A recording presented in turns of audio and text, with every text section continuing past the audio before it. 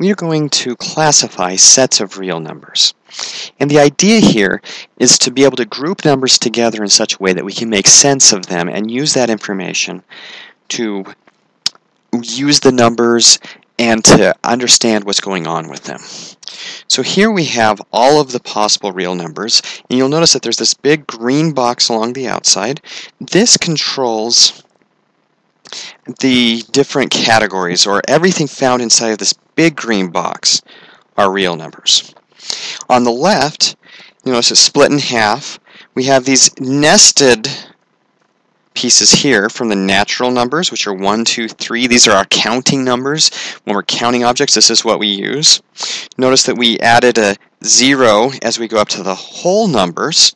So if it's a natural number, it's also a whole number. And likewise, for the integers, what we do is we add the negative values of the same things. So these are integers, the -1, -2, -3, but 0 is an integer, 1 is an integer, and 2 is an integer, because it nests out. From the innermost to the outside determines what it is that we're looking at.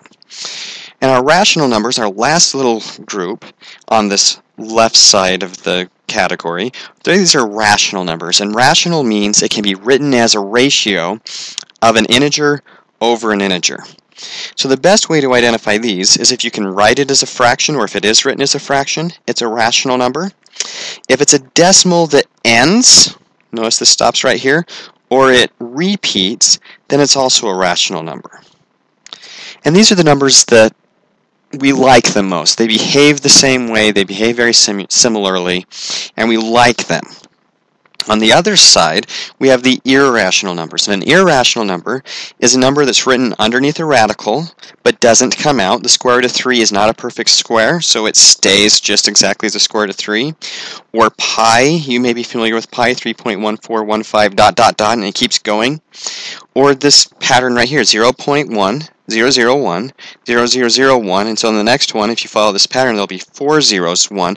So there's a pattern there, but it's not a pattern that repeats over a set interval. There's always one more 0 than there was the time before.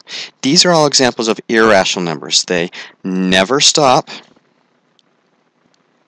and they never repeat. So by knowing these categories, we can know something about the numbers. So just as a couple of examples, suppose that we have -113. This number is negative, so it's not a natural number. It's not 0, so it's not a whole number. It's negative, so this is an integer. It also means it's a rational number. Remember, we can work our way out. And it also means it's a real number, but it's not irrational, and it's not a whole number, and it's not a natural number. Okay, the square root of 25. Well, 25 is a perfect square, so the square root of 25 is 5, which means this number is an integer. It's also a whole number, because it's positive. It's a natural number, because it's not 0. It's rational, and it's real. Okay, minus the square root of 20.